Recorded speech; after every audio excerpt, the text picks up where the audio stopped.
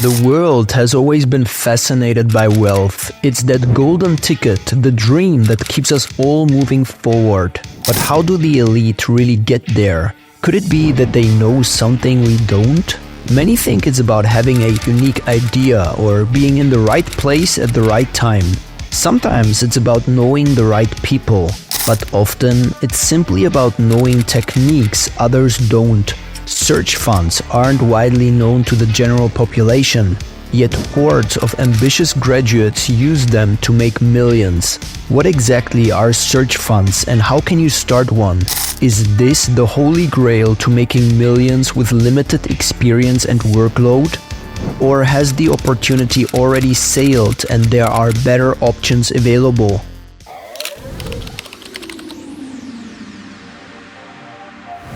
There's the normal world, and then there's the world of high performers. And in the world of high performers, there's one term that has been uttered countless times in the past years, especially when it comes to securing the bag and finally claiming independence from your father who's still paying for your Loro Piana shopping trips.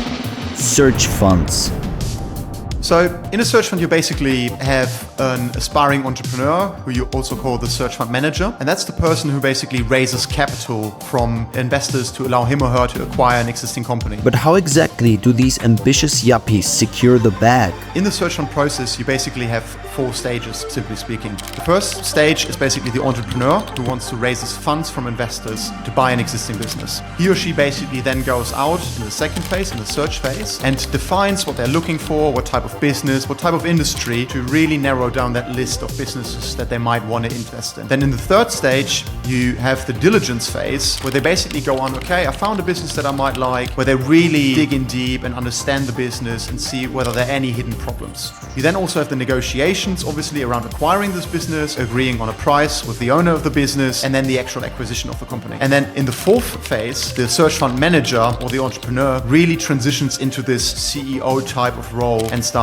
operating the business, and hopefully then also returns capital over time back to the investors. The search fund industry has experienced tremendous growth in recent years. It has been fueled by many different factors. One of the biggest ones, an aging population. With this, more business owners are looking to retire, and this is creating a ripe opportunity for search fund entrepreneurs. As a result, the amount of large institutional-sized search funds has skyrocketed from 20 in 2013 to 100 in 2023, with billions in year-on-year growth. But you also have regulatory tailwinds. So especially in the Western countries, you now have many governments realizing, okay, we actually have a problem with succession. We have many small businesses and we don't have enough people succeeding the current entrepreneurs. And governments do what governments do best: throw money at it. So what they do is they basically go out and provide oftentimes subsidized loans. So lower interest rate loans that have less strict covenants. And that is something that really opens the door for more people being able to acquire businesses. So those regulatory tailwinds in many, many Western markets are really helping the search fund industry to grow. On top, entrepreneurial spirit is higher than ever. Final bosses like Elon Musk are inspiring thousands of ambitious people to start their own business. And this is something that the search fund model obviously offers them. A unique opportunity to really go out, build something for yourself, and really have this basically unlimited earning potential is, I think, something that really appeals now to more and more people and fuels the growth. Lastly, you can thank me and other YouTubers too, I guess. Another thing to point out is also the increasing availability of information. So obviously we're having this conversation today, which might have not taken place 5 or 10 years ago. There's a lot of information on channels like YouTube. If you Google, there's a lot of information on how search funds work, and actually a lot of information to help people make it happen and bring it to reality. So there's really a lot of factors in terms of regulatory environment, but also a shift in mindset for people that drives this growth in search funds. The search fund firms reflect a growing interest among megalomaniacs eager to put their mark on the world, create their own positive legacy, and make a shit ton of money, of course. Successful search funds have demonstrated the viability of this model and inspired others to follow suit. But how exactly do you start your own search fund? Taking the time, really figuring out what you want, I think is the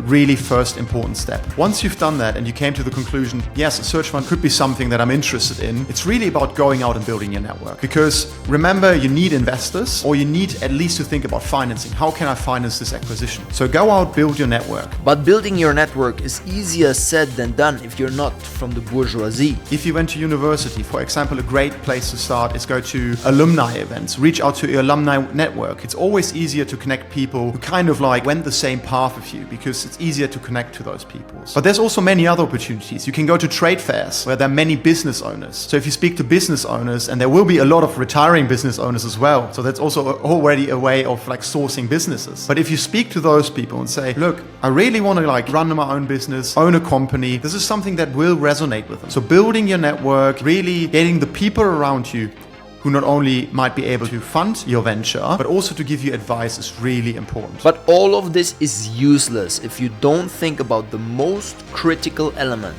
of the search fund process. In the typical search fund model, you obviously raise capital from investors, but it doesn't always have to be like this nowadays. As I said, there's many governments now support aspiring entrepreneurs with cheap loans, which are less restrictive, have less strict covenants, and business sellers also become more and more open to alternative structuring of transactions. Nowadays, it's possible to actually deviate from the classic search fund model in a way that you can acquire businesses with very little or sometimes even no cash down on your own. That's because of a concept called seller financing. It is basically what it sounds like. The seller pays for the acquisition?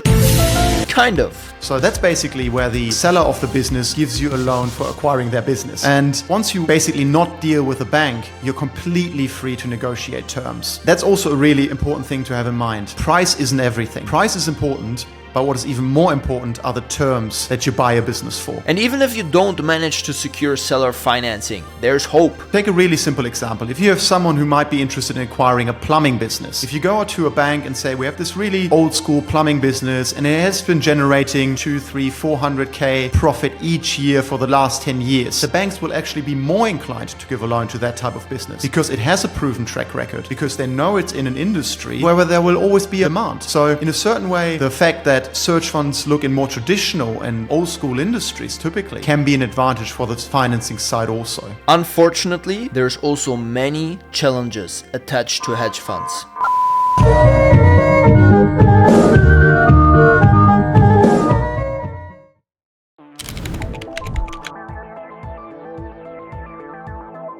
Is it really that simple? Whether you're watching your favorite guru trying to sell you stuff on YouTube or you're looking at search funds, the answer is no. Running a search fund is far from easy. It's almost as hard as running multiple YouTube channels.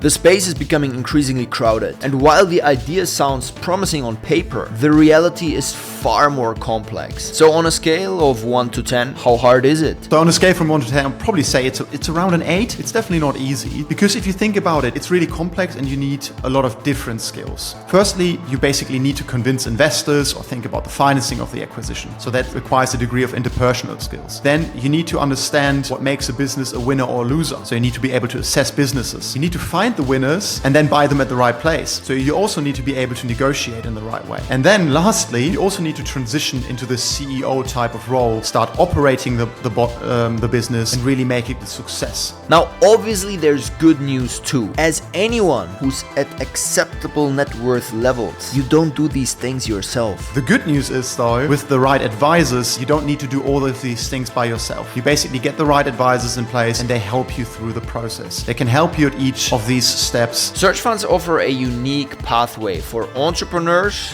to find, buy, and manage their own business. The core idea is straightforward. Raise capital, identify a business owned by someone looking to retire, purchase it at a reasonable price, operate it profitably. This has gained traction, particularly among MBA grads who are seeking for a faster route to the CEO seat. This creates problems. Recent graduates with barely any experience commanding massive valuations and responsibilities. What could go wrong? One possible consequence of having someone with less experience in charge of complex ventures is obviously them making mistake that an experienced business owner wouldn't make. And worst case scenarios obviously is for the company to go bust, with consequences not only for the entrepreneur but also for the employees and the investors. Obviously, this is not what you're telling people that you're raising money from. That would be stupid. If you have someone with a little bit less experience coming into a business, he or she typically is very open-minded. And the most important thing for search fund entrepreneurs is really be open to asking questions, having the right advisors. So while there can be consequences like businesses going under, if you go into a search fund venture with the right mindset and the right advisors, I think you can really overcome these challenges and you don't have to be really afraid of the consequences. So ultimately, are search funds a gold mine or a fast-fading fad? What do the official numbers tell us?